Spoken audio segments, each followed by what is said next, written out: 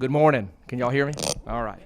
All right, guys. Thank y'all for being here. I apologize for the 15-minute delay. We were waiting on Representative Kirby. It appears he is not going to make it. Representative Howard is unable to be here today as well. We saw him at the biennial yesterday, and we knew he wasn't going to be here. So here's what we're going to do today. First of all, thank y'all for being here. We have several departments. There were several in our conversations and in some of the we've gotten a great deal of emails and recommendations whether they are verbally, people we've met, we've talked to associations, we've got some formal recommendation from associations, we've had some great testimony here in 8 hours of testimony previously. And so there were a couple of areas, a couple of departments that we wanted to hear from. Both of them are here today. Well, actually, there's 3 departments because we've also asked very briefly. There's a recurring conversation about the new fingerprint bill, which was SB 406 that we passed last legislative session. And so we have Ms. Brandy here from the Department of Community Health who is going to, and yes, we do have Brandy on the agenda. Yep. Brandy Sylvan is going to speak first to kind of update us and all of you that are here on where we are with the new vendor and moving forward with accessibility on the new live scanning. I think everyone here is aware of where we're headed with the impact of SB 406. And so we'll begin with that, and then we're going to have Jodan Banker. Is that correct? Yes. Ms. Banker? And with the Technical College System of Georgia, and Ms. Susan Adams with DeKalb, speak to us on some issues that we had regarding child care and also with technical college training for CNAs, et cetera, and proxy caregiving. We have some recommendations related to proxy caregiving that we might feel like could be useful for the technical college system as well.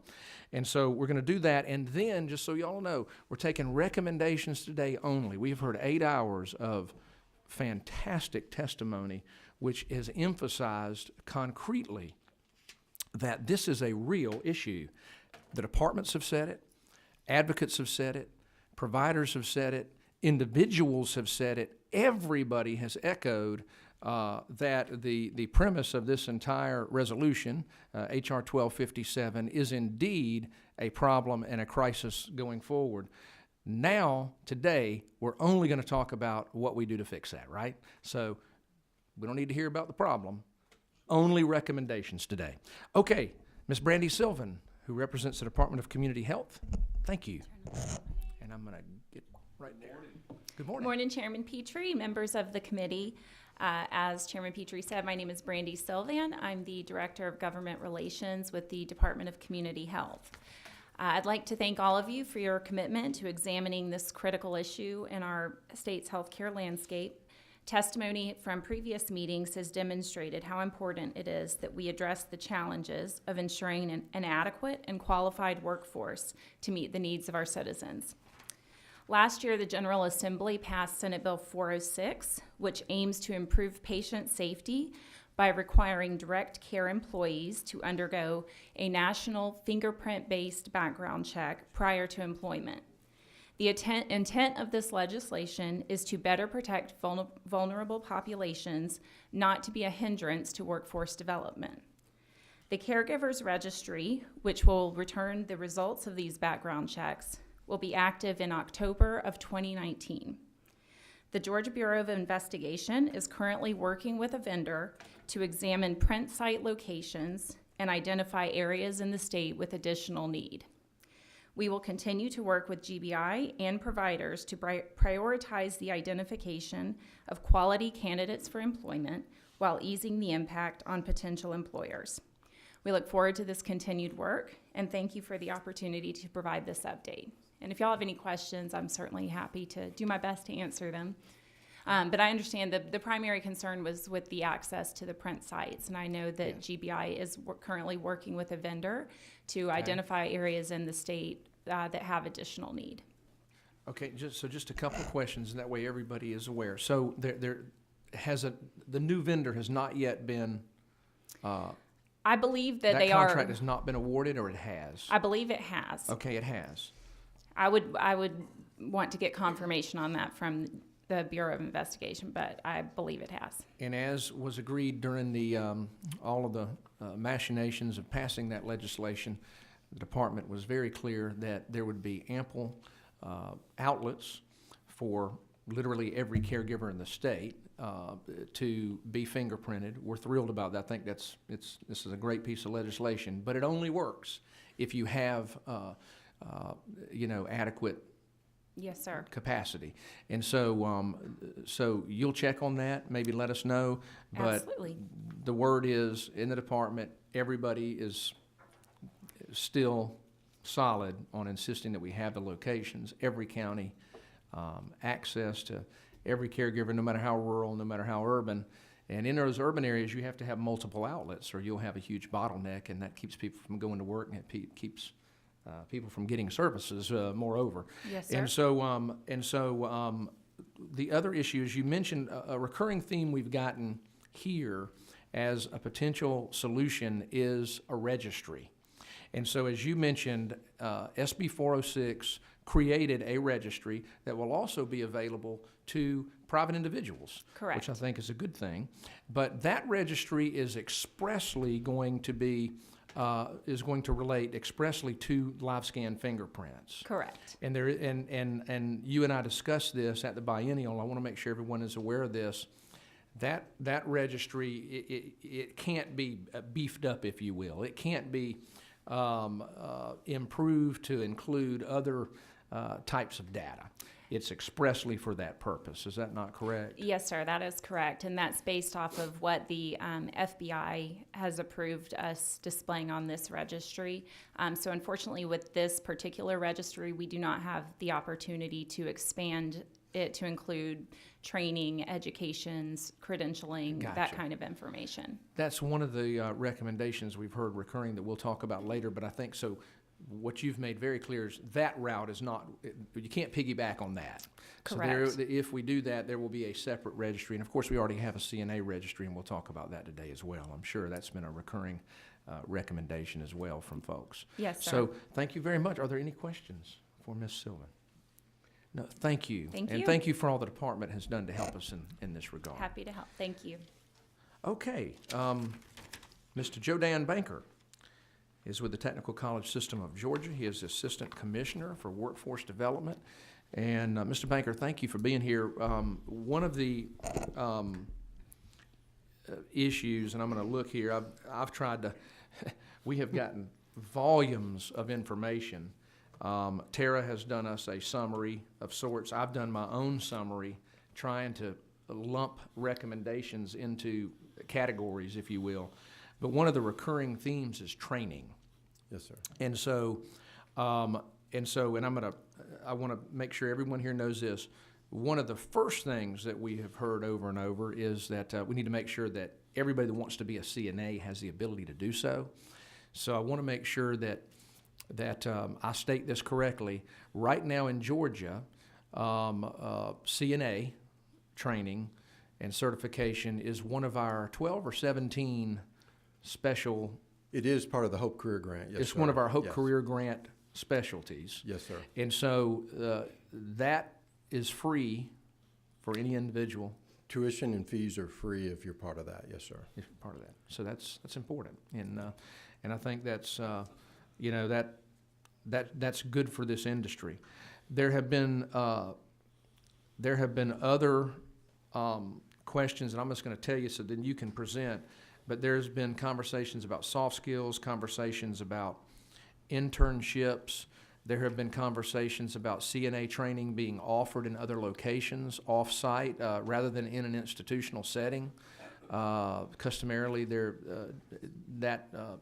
training is done, the clinical piece is done in skilled nursing facilities. Yes, sir. There's conversations about that being offered in community-based settings. And so those are the kinds of things where that we're seeing, and there's been a lot of conversation about the proxy caregiving, and maybe is there a piece or a sub-certification we could add to the CNA training? But let's hear from you first, but I wanted to make sure, because I had not met you before today, I wanted to make sure you knew kind of what the questions were that led us to feel like it'd be helpful to have you here. Yes, sir. Okay, thank you, sir. Well, CNA is pretty universal. Can you still hear me? Yeah, there we go. It's pretty universal across our state in a lot of different venues. 17 of our 22 technical colleges offer it. When it's offered through the technical college, it's a certificate that can be taken and graduated from in a single semester. The requirements in order to sit for the exam for certification is you have to know the knowledge to take that written exam, and then you have to have at least 45 contact hours of clinical. And so we have all that within our certificate. We also have soft skills. Every one of our programs at the technical college have a work ethic plan that's loaded into that, and we have 10 traits of a good work ethic that we go over with each of our students. And they are graded on that in a separate piece from their grades in the actual courses for the academics. And as we said earlier, it is part of the Hope Career Grant. If you look at the 17, you won't see CNA, but it's underneath the nursing category. It's included in with that.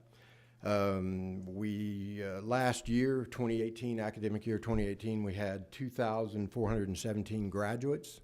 Our placement, and by placement I mean they have been placed in field or out of field related, so they're still in a health care facility working with patients, or they have continued on with their education to become a nurse or a medical assistant or a phlebotomist or whatever they desire based on what they've learned in their clinical. That normally is 99%. And that's what it was for those placed out of the 2018 graduation class. Right this moment across our system, we have 1,491 students enrolled in a CNA course. About 1,300 of those are dual enrolled with the high schools. And that's another point is in a high school, a student, they can elect to become a college student dually enrolled and go through CNA. A lot of our high schools also offer CNA on their own. As I said, the requirements are 45 hours, and then you know that information, but there is one other I didn't mention, and you have to be 18 to actually sit for the exam. So if you, as in most of our students, if they're coming through at the high school level, sometimes they may have to wait a few months before they turn 18 before they can actually take the exam. Again, just about everybody has really good placement because you wouldn't have had me here if it wasn't for the fact that there's a drive for that. We just recently merged workforce development with TCSG, so I want to give you a little bit of that side of it as well. We have 19 local boards throughout the state, and all of those throughout the year also provide support for CNA training. Now, if they come to a technical college, their tuition and fees are covered, but the student still has to buy their scrubs, their uniforms, textbooks, things like that. That could come under the support services that WIOA could cover. And in addition to that, child care or transportation, any other kinds of needs they might have. So the combination there makes for a pretty good synergy. That's one of the good reasons why we've made that merger. There's 578 participants right now, active participants who are enrolled in a CNA program right now. Now, what I don't have for you is the actual cross reference of that, how many of those 578 are actually in a technical college. We're working those data exchanges now, so eventually I'll be able to make those kind of reports to you. But those 578, just like the 1,400 that are currently enrolled through the technical colleges, are spread pretty evenly across the state. Metro area is a little bit higher due to the higher concentration of hospitals and population. That having been said, there are other venues that can do CNA. I believe you alluded to that. Hospitals can do it. Assisted care learning or assisted care facilities can also do their own internal training. Again, those might cost the participants some funds to do that. If they come through WIOA, that can be supported in that way. But as of for the last 12 months, there have been active 4,754 postings for CNA. So there is a need, there's a draw for that, and currently TCSG is falling just a little bit short of that by itself. But if we were to bring in data from all the other ones, we might get a little bit closer. But I believe there's always an opening more than we have graduates coming out. It is a entry-level position. So a lot of cases, if somebody gets into it, they think they want to be into healthcare, they get into it and they decide, no, patient care is not for me. I did that in college. They would then shift over to something else. Another avenue is they get into it, they see they like it, and they start seeing other higher level positions like nurse, medical assisting, that they would rather get into, and so they can come back to school and get that training and go into that. So there is a good turnover rate in all of the places that hire. So there's always going to be a pretty tight need. So we just need to ramp up. I believe with the synergy of workforce and TCSG, we might get closer to that mark in the next year or two. Are there any questions?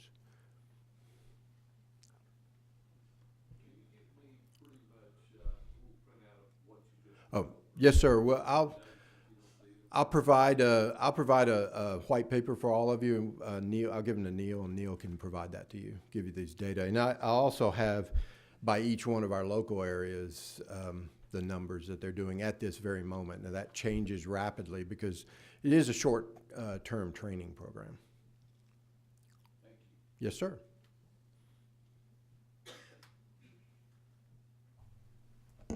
Mr. Banker, so my question, so how many of your positions, 99% placement rate, that's strong, and it That's doesn't very surprise, strong. I don't think it surprises anybody in this room, obviously, as you But suggested, that's why we're here. that includes just another healthcare field or continued education. Sure. Yes, sir. But, and of course, you spoke to the whole entry level and the migration. We want that. We want Yes, people sir. to migrate. We believe that's one of the most important reasons this is important. We want to create a better career ladder, but moreover, we want people to become LPNs Yes, sir. and to continue to advance in society. But that is why, to go back to where we started, is why we have to have a constant pool of people coming in. Yes, sir. So my question for you is this: how many other professions, you have so many under your domain, have a 99% placement rate when you have them graduate? Throughout TCSG, we are typically 95 to 98, 99% Wow, that's placement fantastic.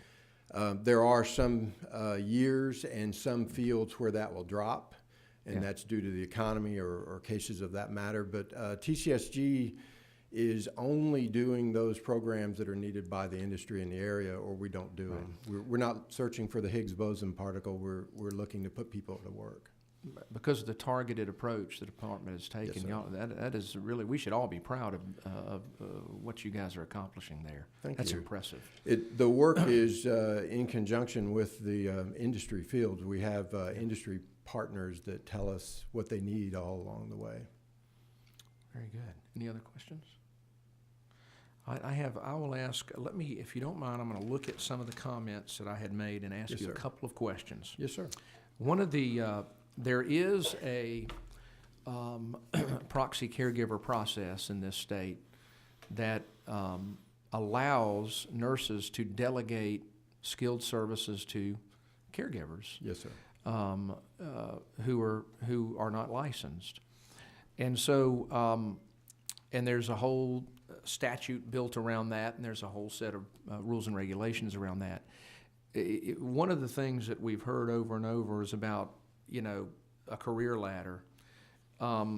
If there was a ancillary certification for a CNA to maybe get some kind of proxy caregiver training before they go to work, that individual might then be more skilled at taking, not every caregiver is one you want to proxy, but you might recognize them as having special skills that might cause you to pay them more. Because over and over again, we're hearing we got to have a way to keep people in the field to help them to earn more, to climb a ladder. The thought is that might be one way to do it. And we know that the proxy caregiver process is going to require, individualized training by that nurse with that individual, but you would know you have a person with the raw material who's already gone through some of that training. Yes, sir. And there might be a way, if we work with DCH, to maybe come up with a way that it might reduce some of the training the provider has to do because they've already done it, perhaps through the technical college system. And so what are your thoughts on that? Does that sound reasonable? And what are your thoughts? I know it's a very quick training, and I understand that, but. Well, we do introduce them to the idea of proxy training, the whole idea that you may not dispense drugs in terms of breaking them out and putting them in, but somebody else could do that and hand them to you and say, provide it at 2 p.m. or whatever the case is. We brief the students on that. We do not currently have a training module on that. That would not be a bad idea. In terms of what you said about a ladder, that's basically how we've organized all of our programs where there is increasing levels of knowledge or competencies. And so CNA would then naturally work its way up through a variety of different medical fields, most notably nursing, LPN, but medical assisting is, a lot of them move into that field as well. There's actually a pretty broad, wide need for the medical assistant. They do, they'll take your blood pressure and your temperature as you come in, and then they do your records and stuff. So everything that we do when we're presenting it to the student, regardless of where they come into, we tell them about the levels of training above them. And Gotcha. if we get to the associate degree level, then we start talking to them about the university system. But if you had if there was a recommendation to maybe try to, because increasingly what's happening is that we're having to, we don't have the manpower, and so we're having to push down. We also don't, it's not just caregivers, by the way, it's also nurses. Right. We have a nursing shortage, and so we're having to delegate more and more. So that might be a reasonable, would you think that would be a reasonable recommendation to try to maybe have some kind of coursework that might be incorporated into CNA training, and then they could carry that with them to employers as they go forward? Yes, sir. Okay, It sure and would. we'd have to work with you guys on that if that was a but that doesn't sound unreasonable. It does not. No, Okay. sir. And there's a lot of ways that you could work that. Okay, in other very words, good. we could do it separately, like you're saying, and include it in the curriculum, or maybe work with the national accreditors to add it in as part of CNA for the certification. Gotcha. I'm going to ask you a couple more that I Yes, had sir. on the list from going through all the data yesterday. So just to make sure I understand, and some of these just because I don't know the answer. High school diploma or GED, that is not required for them to Not begin the currently. process. No, sir. Okay, just that. So that would not be a barrier. No, sir. Okay. And I alluded to, you've answered the soft skill issue. Y'all are addressing soft skills. Yes, I'm sir. proud to hear that. Now, in regards to that, I don't know where you learned your work ethic. I learned it from mom and dad. Mom and dad, Yeah. it's the things mama taught you. Right. That's what So, I call soft skills. Most without people that model, a lot of people don't have them. yeah, that would be a better model, but then we do our best with it in the classroom. You're Yes, sir. doing the best you can, Yes, but somebody's got to do it, and Yes, sir. unfortunately, too many parents don't. But you can't come to work in a Bud Light T-shirt. That's- And late. Yeah, That's and, right. And appalled that you think they're supposed to be on time. So don't get me started. So one other issue that I want to capture you while we're fortunate sir. to have you here. The other issue I mentioned was about CNA training. That's been had a good number of people speak to that issue. So CNA training you mentioned in hospital settings and nursing home setting. What about home and community-based settings? What about training taking place in other settings? Would you find that to be a reasonable recommendation? I do find that, and then I believe some of our colleges, out of necessity, have to do it that way. They'll place them in their clinical in any place where they can. There's a list of competencies that they need to be exposed to, and if in a home-based area that is covered and there's a proper supervision in place, Okay. then we'll place them there. Yeah, Yes, it'd sir. have to be, y'all would have to ensure Yeah. you have the same quality, but Yes, it's sir. more about, I think there's a mindset that we've seen that if people are exposed to community-based care, they might be more likely to want to do it. Do it, And in yes, sir. fact, I had a lady send me a long email talking about how she had been a nurse for so many years in a hospital setting, and when she discovered home-based nursing, she was an RN, really not directly related to what we're doing here, but she said, she was advocating that for RNs as well to do the same thing, to be exposed to community-based, because she said, if I had known it was like this, I'd have done it my entire career. And so I think where caregivers might be exposed to it, they might be more inclined to say, yeah, we want to work in the community rather than work in an institutional setting. So it sounds like that's not Very an reasonable. unreasonable And in fact, request. happens in some places. It happens already. I did not know that. Okay. Okay, any questions from the committee regarding any of these issues? There's a, I wouldn't call it a fight, but you're always looking for clinical spots, regardless of whether it's for a nurse or a pharmacy assistant, whatever the case is. So in that struggle, sometimes we go out of the hospital setting for sure. Yes, sir. Thank you. Well, that has been very helpful to me. Let me ask one question, if I may.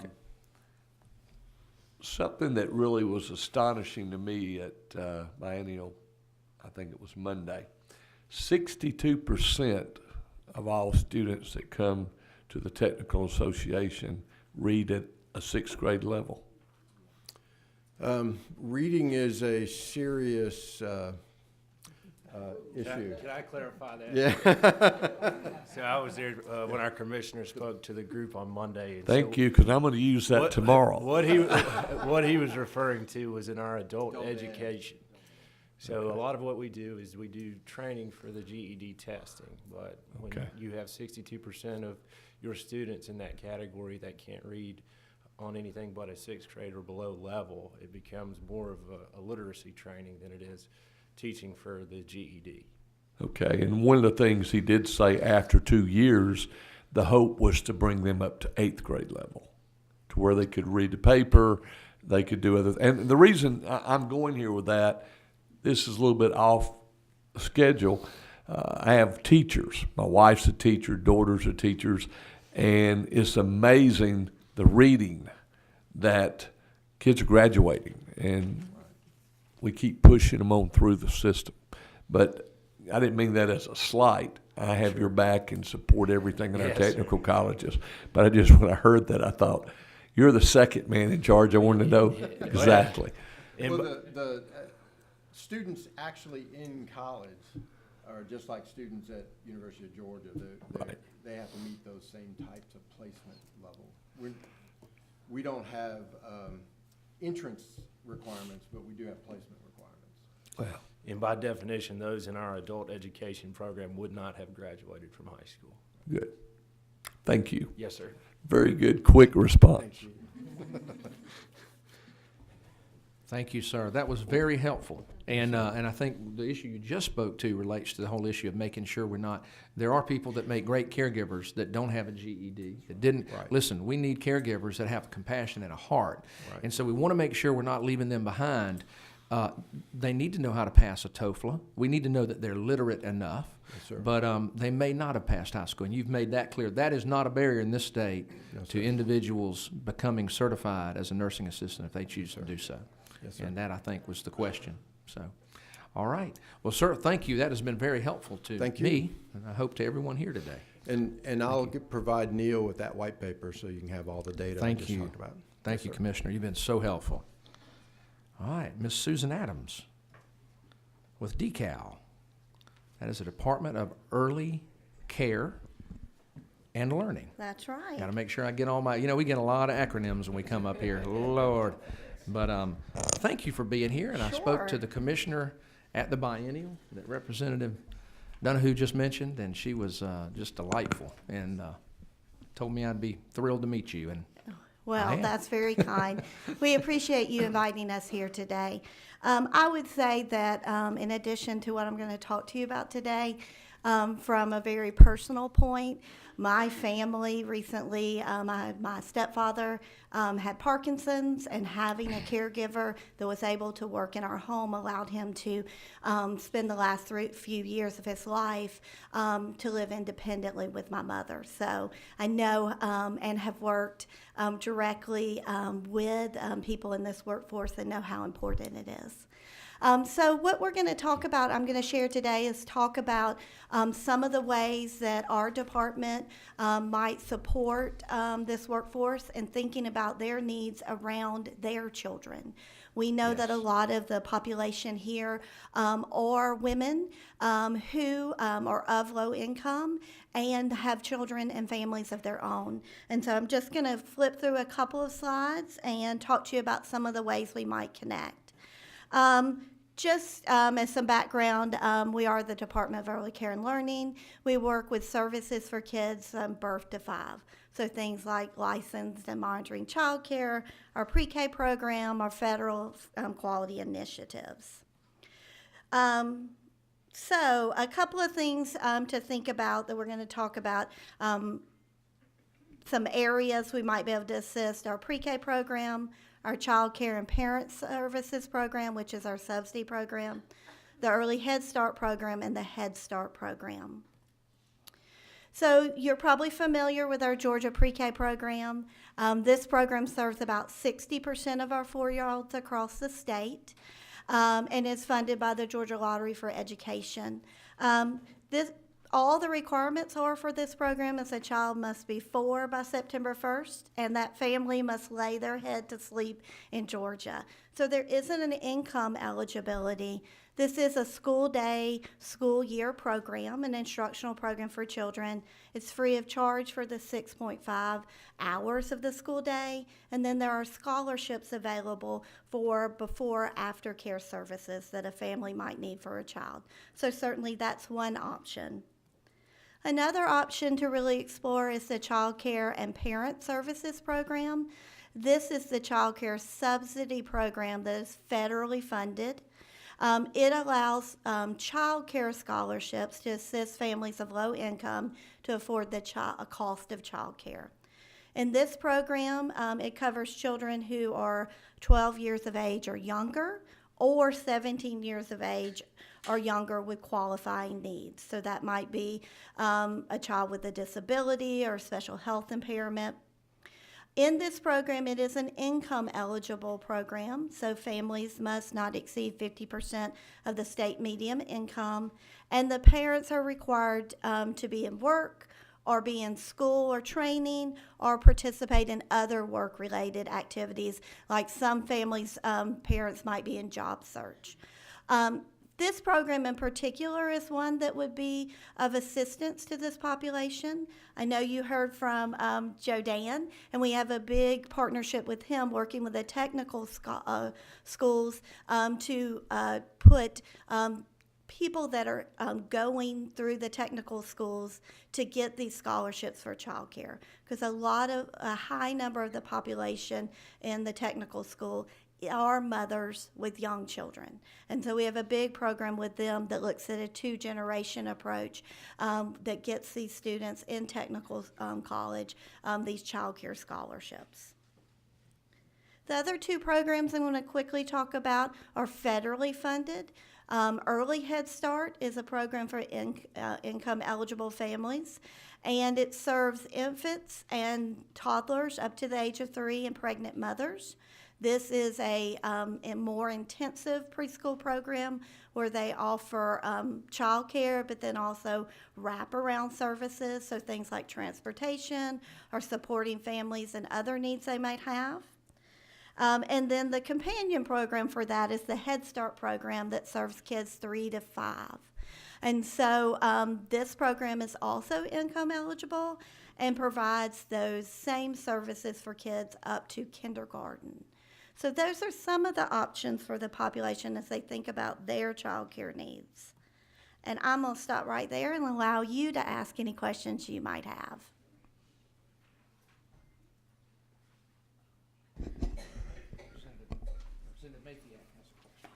I have a comment. Sure. After the conference this week, I think there's going to be a little bit of a competition between the House and the Senate with early reading. Did you guys pick up on that? I got to read with the pre-K 4 in Spalding County, and anybody that can go do that, you need to do it. I was also in a meeting last week discussing low birth weights, infant mortality, all that business. And the biggest thing is teaching our children to read by the 3rd grade. That's the mile marker. Right. So I think that's going to be a good program, and I'm excited that this is in place so that we can move forward. Thank you, Susan, for all you do. Well, thank you. Appreciate it. And we appreciate you thinking about the youngest kids. And I will say, as we think about kids being able to read by 3rd grade, one of the things you really want to focus on is that kids have multiple years of high quality teaching and instruction. So making sure kids are in high quality infant and toddler classrooms that go into a Georgia pre-K classroom, and then have those same years of high quality instruction in K1 and 2, that's what makes the difference for that reading. Right. Can I ask one more thing, Mr. Chairman? They also talked about certification of pre-K programs. Can you speak to that a little bit? Apparently, there's been some pre-K programs that whoever owns them, they're not willing or able to come up to that standard. Sure. So that was a big discussion among us too. Can you Sure. speak to that? So as we think about preschool services for kids, there's a couple of different ways that our department supports programs. Our Georgia pre-K program are all lottery-funded classrooms, and they're all going to be in licensed child care programs or accredited school systems. And so all of them are meeting very specific high-quality standards. Then we also monitor and license child care programs, which would be child care learning centers, and then also family learning homes, which are homes where people are paying for up to 6 children for pay. But then we also work with programs that might be exempt from licensure, meaning that maybe they don't serve kids full day, or they only serve kids a half-day program or a specific age of children. And so those programs are exempt from licensure. Our department has been working to review all the exempt programs in the state because of some new federal requirements to make sure that they truly meet the exemption categories.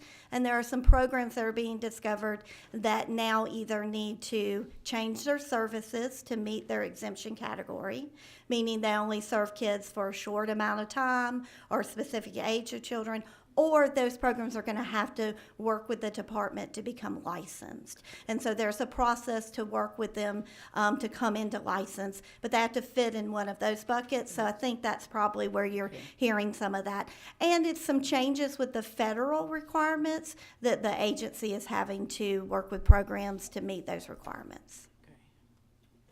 Thank you. You're welcome. Mention one thing first, just to piggyback on what Representative Mathias said. This is a little bit of a tangent, but I looked this up. I sent a text. We were at the biennial, listening to the same discussion. I sent a text. I have 2 very good-looking grand twins that were born 7 months ago. Good-looking boys, 2 boys. And I sent this text to my daughter while we were listening there, while we were sitting there listening, to the commissioner of the department, to your commissioner. Mm-hmm. And I want everybody here to hear this. This is profound. 85%, I told my daughter, of human brain development occurs in the first 3 years of life. And what she said that was very powerful to me was that, quote, the amount of loving words spoken in the home in the first 3 years of life are critical to success. I thought that was, and of course my daughter is the most wonderful mother, but I wanted her to recognize that, language, reading, and reading to your children is so important, to echo your point. But just that was powerful to me as well. I think it affected all of us, it sounds like.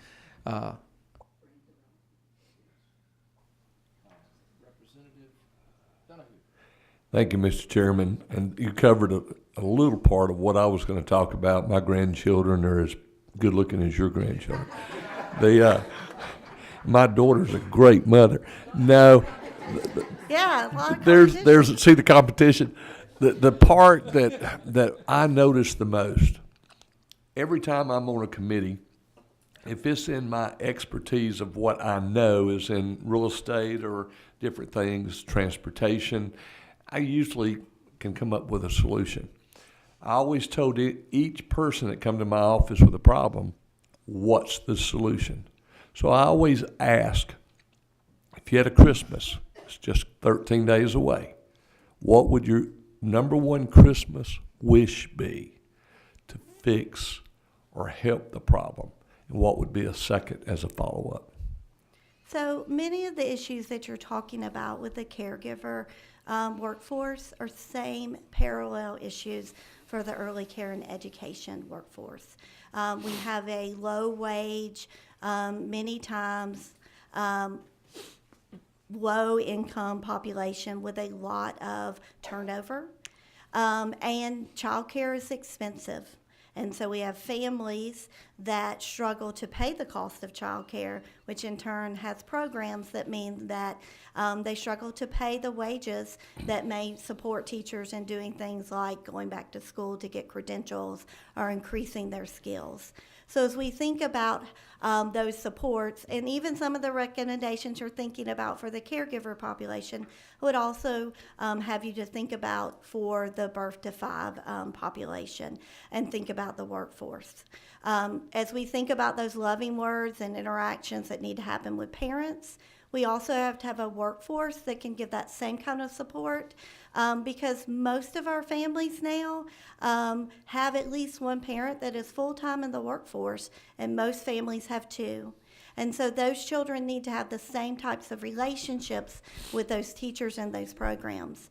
And what it takes is someone that has a caring, established relationship with that child, who has those loving words, but also has that connection. So as we think about that, how do we put those supports in to support a stable workforce in 0 to 5? Thank you. Follow up, if I may. What percentage would you say that you are seeing single parents every year grow more and more? With that, we make choices. And I would like to understand how we deal with this, because it's a cancer that continuously is growing every year. 3 years ago, I sat in on a committee, and I apologize.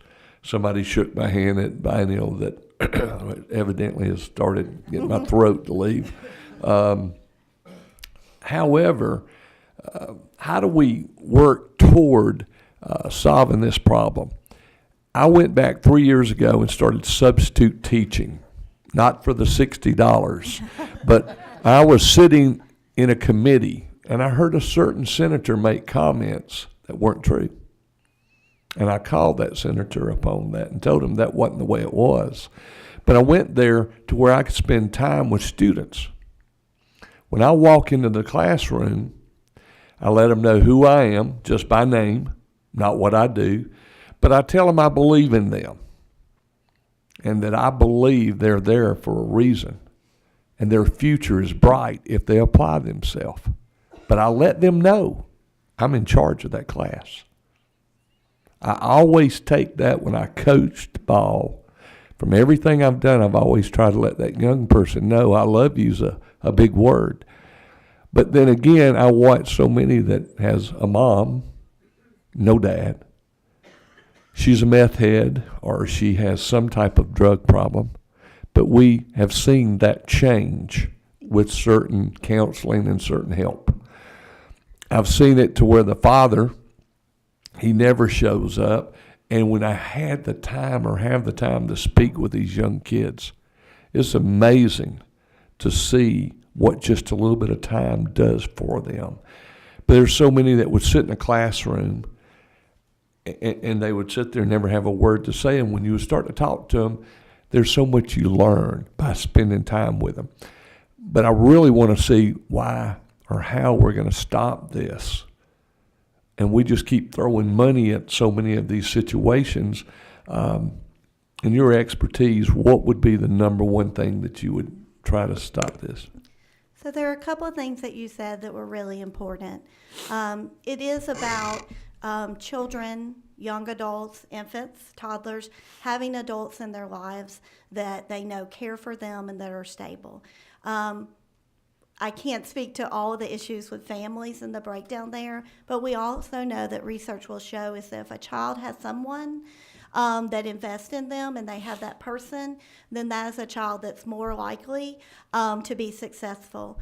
One of the things that our agency is really looking at is how do we think about and educate all the people who touch children, whether it's a child care director, an elementary school principal, or a teacher, and make sure they have the skills to understand how to create a relationship with every child, even those that are challenging, and then that they also understand trauma-informed care. One of the things that we have to understand is that many of our children are coming from experiences where they're experiencing trauma at a very young age, and it affects even infants. And trauma could come from things that are going on in the household, unstable parenting, drug use, and we know with the opioid crisis, there's more of that. But we need to make sure that our people that are working with our children understand, what does trauma, how does it impact a child? How does it change some of their brain chemistry, how they react to that? And then how, as I, the adult in that situation, deal with that child? And there are specific strategies that can help so that you can create relationships, so you can help that child be successful. And how do we think about getting those strategies and that support out to the people who work with kids? We're working with Georgia State University right now, and they have some really excellent trauma-informed care to look at how do we support the birth to 5 workforce in that. Thank you. And thank you, Representative Donahue. You know, it's your question relates directly to this. The reason we wanted DECAL here today was because, again, we're trying to speak to the loose ends with the recurring themes, was that access to child care is a big issue for us. But you're right. If you had more stable homes, you would have less of a problem with the need for child care. So very relevant. And interesting thing, you know, we read, you know, if we're good legislators, we read constantly, and we do. The three of us do, that's for sure. But, you know, it's interesting, when you look at school performance, children, regardless of race or income, who live in 2-parent stable households, essentially have the same outcomes as all the others in that category, regardless of demographics. And so it is indeed another crisis for another time to address, but it tangents this committee. You are dead on, and so I appreciate your question. I want to ask you the main theme here was about availability. So you've given us great information. We're doing a great job in this state. We're doing things that, quite frankly, I think we're doing things that a lot of other states aren't doing to offer through HOPE and otherwise with pre-K. But I want to ask you, you mentioned 60% of our kids in this state are on our HOPE pre-K. So talk to us about where are the gaps, where are people not getting, where are individuals not having access to child care so that they can be unencumbered to work more, because obviously that relates directly to this. We want to make sure that if somebody wants to work as a caregiver in the workforce, they have the ability to do so. And you were absolutely correct in that this workforce is primarily females, overwhelmingly, and females with children. And so help us to understand the availability of child care, And is there anything we can improve? What can we do to make it better so it is available to everybody who needs it? Sure. So as we think about our lottery-funded pre-K program, we do serve about 60% of the population of 4-year-olds. Probably about 75% of the 4-year-old population is probably where we want to get to. There's always going to be a population of kids and whose families are choosing another option, and we want to support that. They're going to stay home with mom. They're being kept by grandmother. They're in a half-day program. As long as that child's getting the stimulation that they need, we want to honor those parent choices. There are still some access issues with our pre-K program. We have a waiting list for it. I'll say that with access with pre-K, we have some counties that about 75% of our counties serve 75 or more of their kids. So we're doing about 75% of our counties serve at least 75% of their 4-year-olds. So that's pretty good. There are some areas, mostly our larger metro counties, Fulton, Gwinnett, Clayton, Cobb, where we have some access issues, and it has more to do with having high-quality venues and schools to support kids, and so we're working on some options there.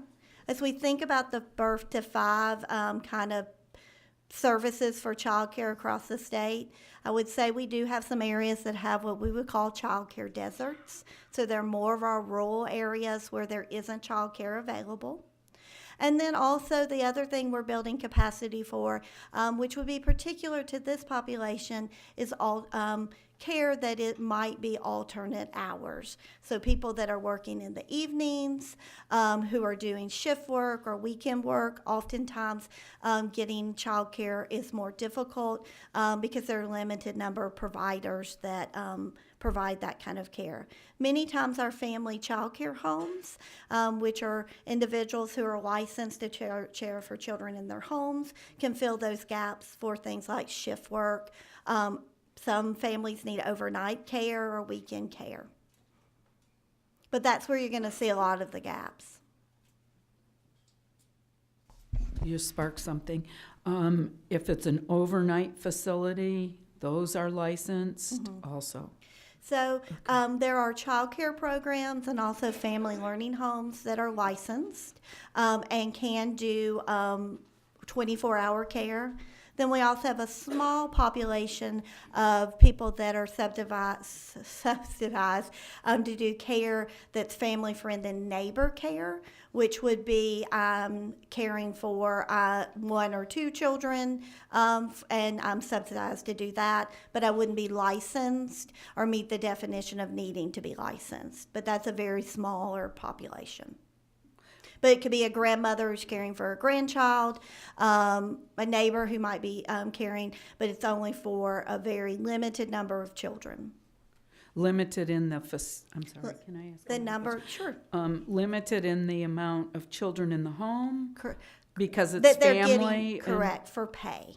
So they're subsidized, so it's called family, friend, or neighbor care.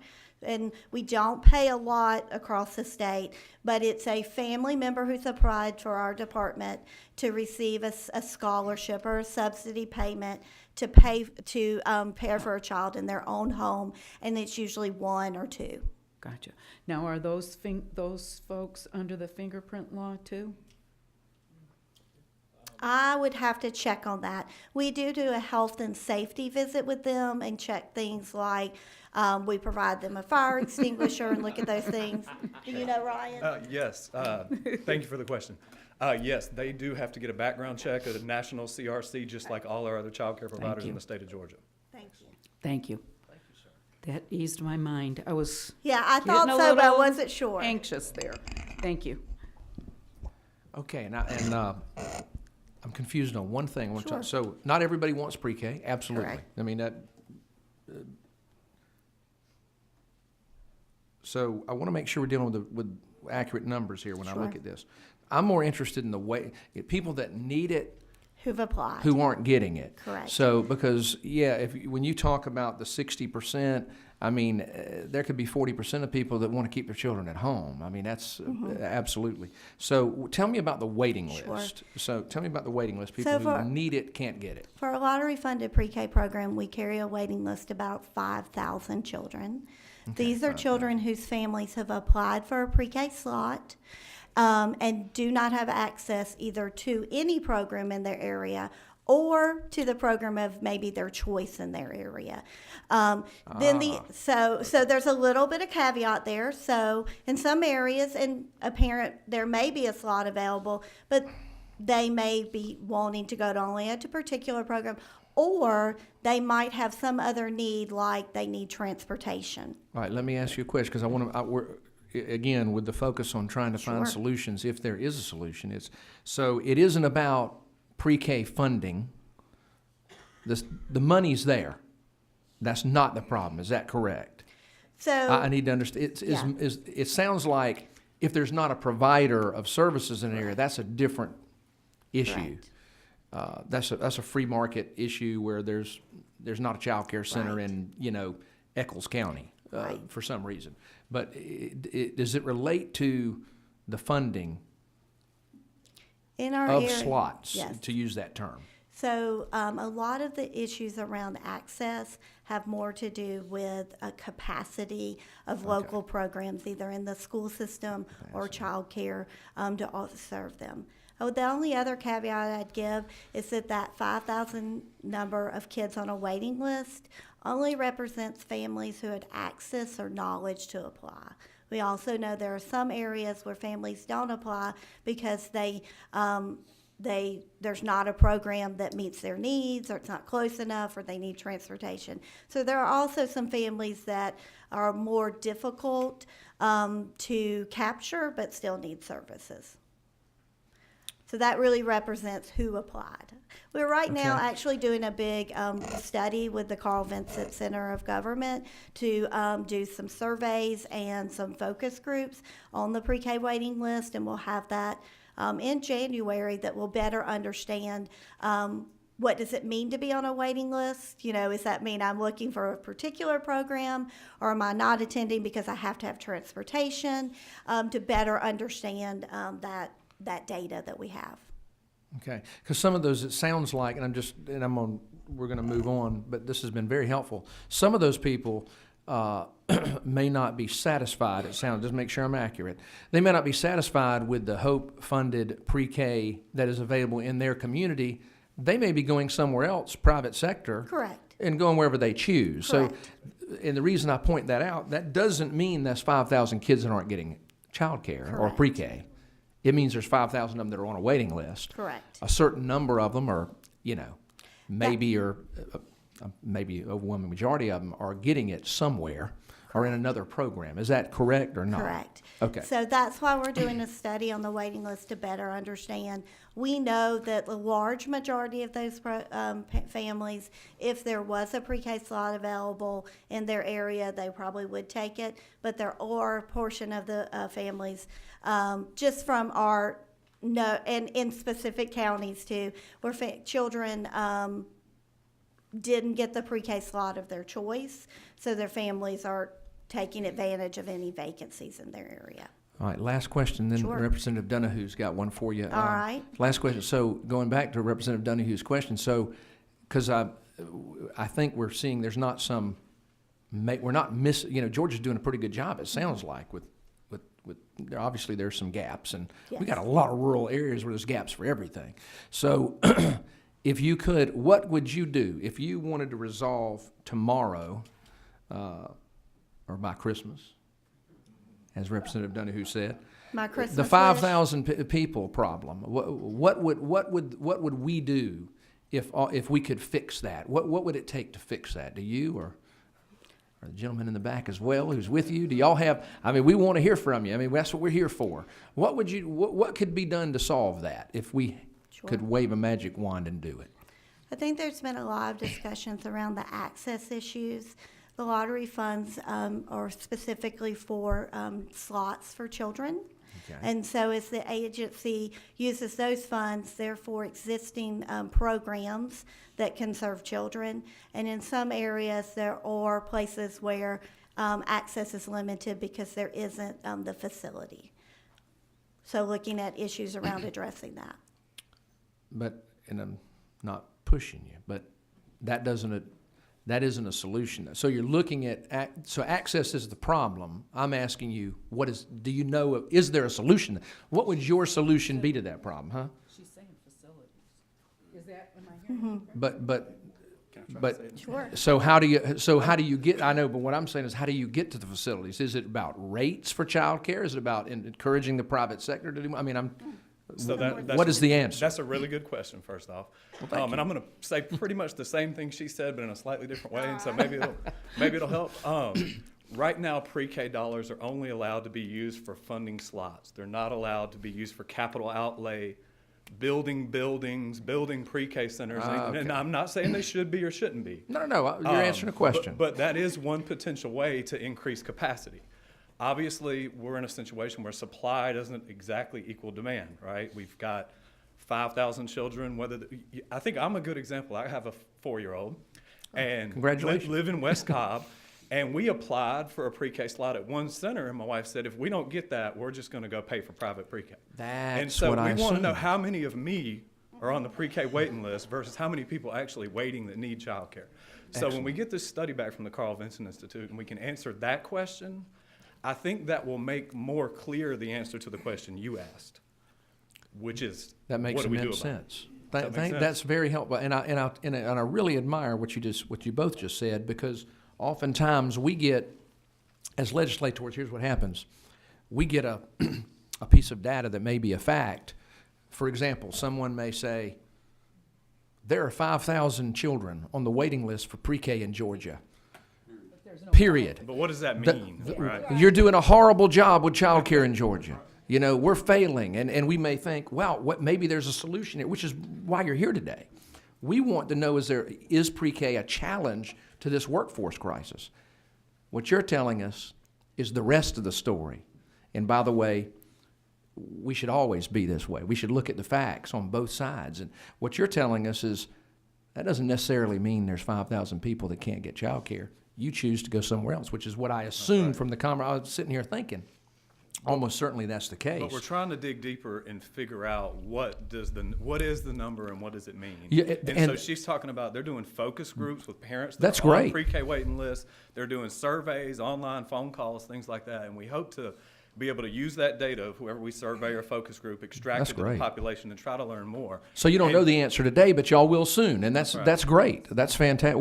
Maybe by January we'll know what really is the waiting list. Because there are certain people that, if you want to send your kid to your church day program, that's what you're going to do anyway. That's where That's you where want them my to be. daughter is. Yeah, I assumed that, and that's where mine went. To my church. So anyway. So one of the things I would add to that we do know is that the likelihood that you're going to use a pre-K slot is going to be connected to your ability to also access tuition-based programs. So to bring it back kind of to the caregiver population, these are families that probably would take advantage of a pre-K slot because it is going to support their, having a program that's not going to be of charge. And so lots of times it may be directly related to a family's ability to pay for an alternative option for preschool. So. Gotcha. Okay. Question from Representative Donahue for both of you, if you don't mind. And I always start off, I have a good-looking 4-year-old that's looking to go there. We've got to make I'll have sure to we work all. on that. I know it. Pre-K is still vouchers, correct? So our pre-K program, the funding actually goes to the program, and then families apply to the program of their choice. Right. And when I first ran for office, back when Robert E. Lee was a young man, it seems like, there were 7 in a race. Voucher, that was a dirty word. And I was the only one that researched and stood up and said, well, we're already using vouchers today in pre-K. Basically, is that still true, though? So in our CAPS program, we specifically use more of a voucher style program, which means a family applies and they get a scholarship that then they take to a program. In our pre-K program is really semantics. What we do is we fund programs apply to us, then we fund the program, so we fund a class, and then families go to the program of choice. So. Thank you. So we fund, just to be clear, we fund a classroom with 22 slots in it. It's the private pre-K program's job to sell those slots to the public. But I think, good point, Representative, because the money follows the child, which is essentially a voucher. We do the same thing as we do with special needs children in this state with the special needs scholarship is essentially a voucher. So very good point. Thank y'all. Y'all have been enormously helpful. Thank you. Thank you so much for being here. Okay. I think that is all of the departments. Is there any other department that might be here? That those are the ones we invited, and y'all have all been so helpful. All right, so now we have several people that want to. Here's what we're going to do, guys, and got to look over here at the boss here. So are we going to take a break in between at some point, or we got a shorter meeting? All right, good. So we're going to go ahead and we've got 5 people who want to present. The presentation is recommendations only. So that should be short and sweet. Tell us what we all know the problem. What do you think we could do to make the problem better? We're going to hear from several of those, 5 that are signed up, but any others that choose to do so. And then what we're going to do is talk, I think, a little bit amongst ourselves about the recommendations, and then probably break and do that on our own, okay? So we'll do that collectively, and then we'll probably do that amongst ourselves to try to prioritize and hone some of the recommendations down, if that makes sense. Okay, so first we have Mr. Doug Luter. Am I pronouncing that right? Yes. Hey, Doug. And if I could, I'd like to give Kathy Floyd my spot because she has another meeting to get to. Oh, yeah. Oh, good. Yeah. Oh, and we didn't have Kathy on the agenda. Okay. Oh, yeah, she is. Okay. Yeah, you gonna move up? Good. Yeah, good. Thank you, Kathy. And I really wanted Kathy to be here because, listen, folks, her organization is as involved as any in this issue. Thank you. Serving individuals who are aging in this state like never before. And we also heard a lot of information on that at the biennial about our Alzheimer's rates and dementias and our growing aging population.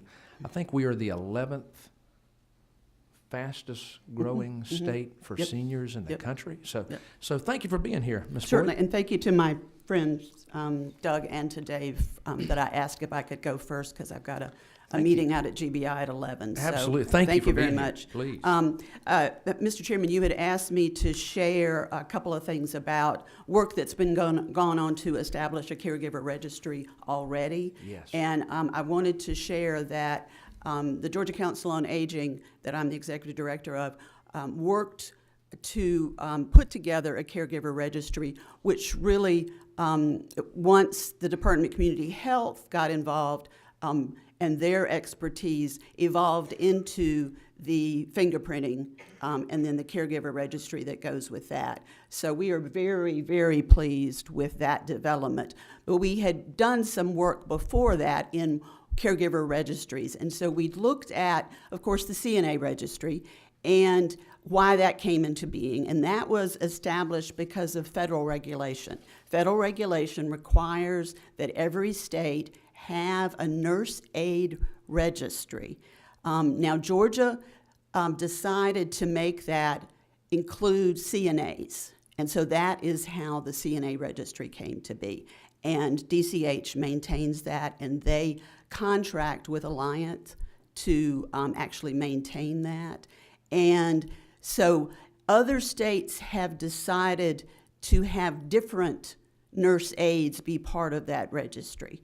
So we had looked at whether the CNA registry could be expanded or not. And of course, what you run into, of course, is you need money to do that.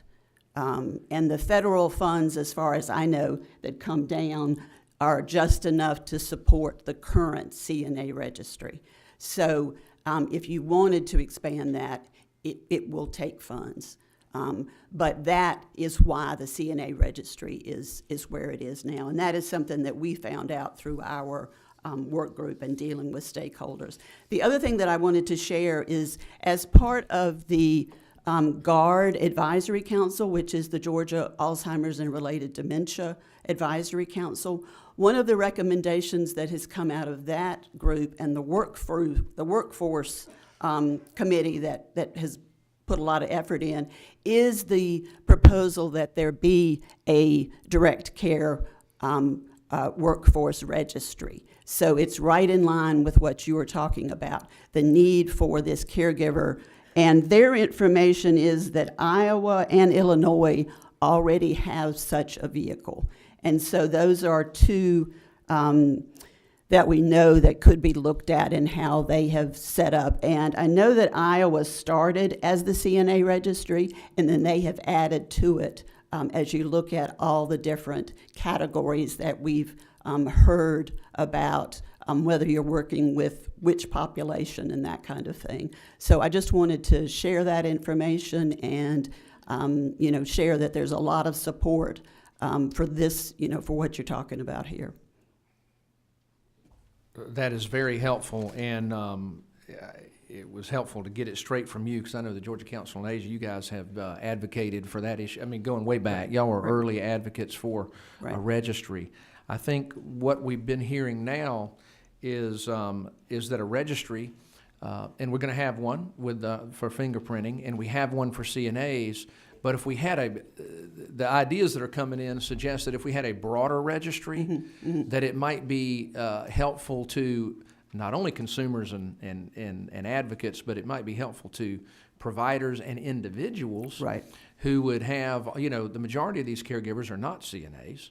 Right. They're whatever we call them, as I mentioned in the first meeting, whether we call them DSPs or PCAs, personal care aides, or it doesn't matter. They're all, they're caregivers. But if we captured everybody, and that there might be some portability with that, so they could go, because let's face it, most of these caregivers are working 2 and 3 jobs. Right.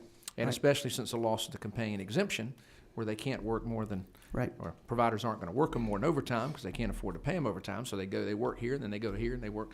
They're still working the same hours. They're just having to go to 3 different people to do it. Right. And so it would allow them some portability. That would reduce the burden on providers, first of all, which will reduce costs, which should lead ultimately to being able to pay people better. But moreover, it would allow them to go to work sooner. I think it'd be helpful to the individual caregiver. So that has been the conversation, and it sounds like, just to reiterate what you're saying, that other states have done this, and you take that CNA registry, and we could beef it up, broaden it, add these different categories, things that we track, if you will, categories, good way to put it, that we track.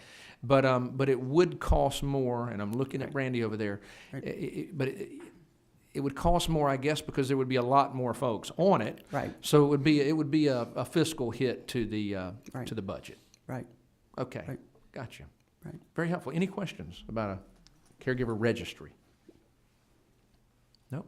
Okay. Thank you very much, Kathy. Thank you. Thank and you. If I can just give a plug for Please. Doug, who is the one 3 or 4 years ago that is an active member of our coalition and brought this idea first. So it makes great sense for him to go next to talk to you. So great. Okay. Thank you.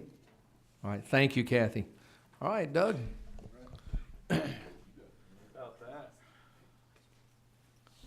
Thank you, Kathy, for that fine lead-in. How about that?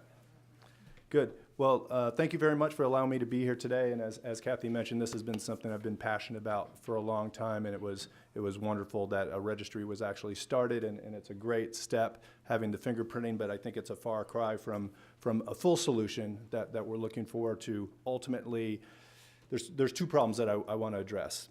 How do we attract, incentivize, and retain more caregivers into the caregiving field? Because as we all know, there's a shortage.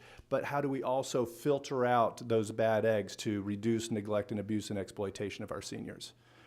The vision I have that I've been working on for a couple years is something I refer to as a caregiver empowerment organization, a CEO, which is basically a rating and credentialing organization. And to put it across in the most simple of terms, I'd like an organization that rates caregivers and basically gives them a 1 to 5 rating. Just like Uber, just like Google, who goes out and hires anybody that has a 1 or 2 star rating? Anybody? Nobody. The reality is if we can rate caregivers on 5 or 6 simple criteria, do they show up on time? Were they professional? Were they compassionate? Did they provide good care? And get that feedback ultimately from the consumers. I think also from the agencies, but there's probably some things we have, legalities we'd have to worry about coming from the employers, but definitely from the consumers. And if we had an organization where anybody could go on when considering a caregiver and look at their star rating, it's going to filter out those bad eggs. You know, my motto is reward the best, filter out the rest. And for the people, for the caregivers that maintain and achieve those 4 and 5 star ratings, what we need is some of these programs that I learned about today. Let's give them child care credits. Let's give them transportation credits. Let's give them education credits. Let's lift them up. Things that aren't necessarily just another dollar in their pocket, which that would be wonderful too. But can we pull these federal and state agencies together with those types of incentive programs to prioritize the caregivers that get those 4 and 5 star ratings, to fast track them into those child care programs and into those nursing programs and transportation programs, because that's what they need. That is putting money in their pocket. That is giving that leg up to them to help them down that path. Now, some of my ideas on how to do that, I think it would maybe require that the aggregator for the EVV program, who's going to be, bringing in all that information, could share some of that with this type of organization so they could have the punctuality factor brought in automatically. But it would probably require some type of surveying capacity where we actually have to reach out to the consumers, to the people receiving the care, as electronically as possible, because that would be way more efficient, but it might require some good old-fashioned phone calls, and try to somehow come up with a way to in a very non-biased way, get that 5 and those 4 and 5, 1 through 5 star ratings. And of course, the caregivers would probably also need a way to have some due process if they felt like their rating was wrong.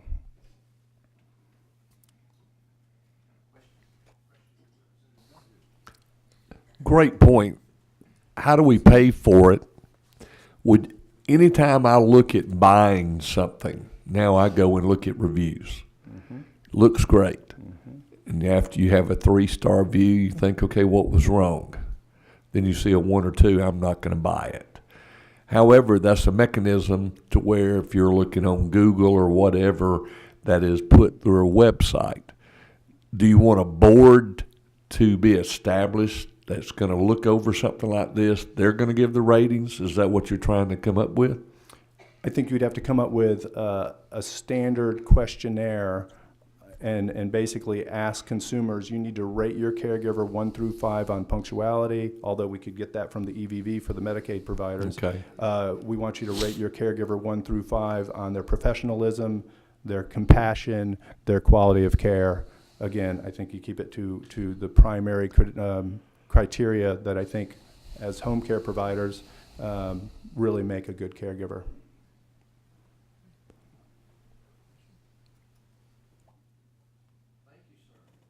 So, Thank you. Very, that's one we haven't heard yet. Very interesting. And- We have a question from Representative Mathiak, Doug. Through the Council on Aging, did Kathy leave already? Yeah, she had to step out. Well, you'll probably know. Is there any software already available that we could do that survey with clients? there is No. lots of surveying software out there already. Obviously, Right, Uber, right. all these companies SurveyMonkey. do it. So I think tailoring one to this, it would be more the necessity to form an organization that kind of manages this process.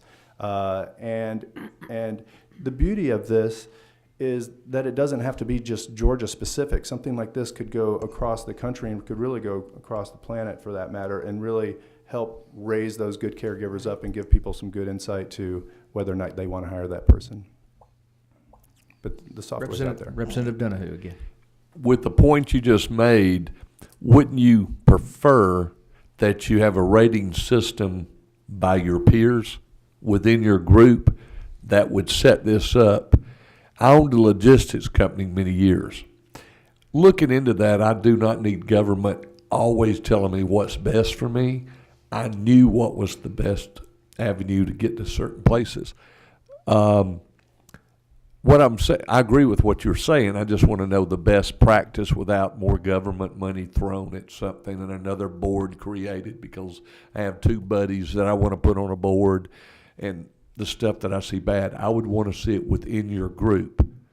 And if that's something that I would encourage you to step forward on, try to set this up, and whoever the guys in your group that you would really trust on that, y'all would come up with the idea, the concept would be fulfilled in the next year, and then we could start that process. No, I agree. But ultimately, we would need the buy-in.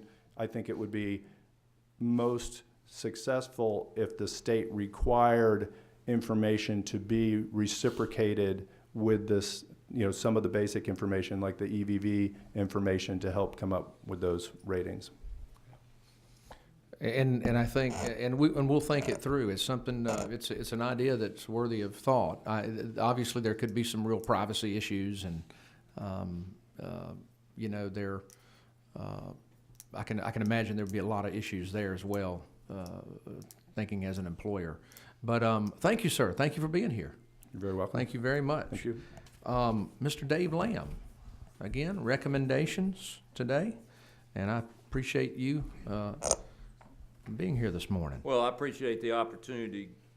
Give me a minute to load. Y'all should have a copy of my presentation. Okay.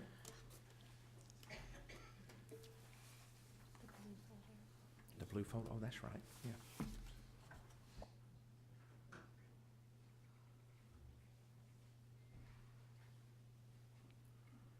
All right, help me here.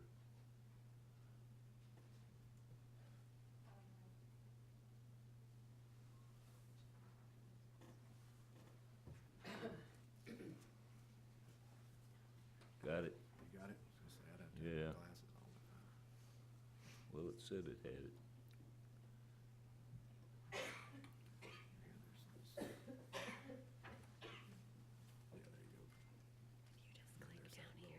Oh.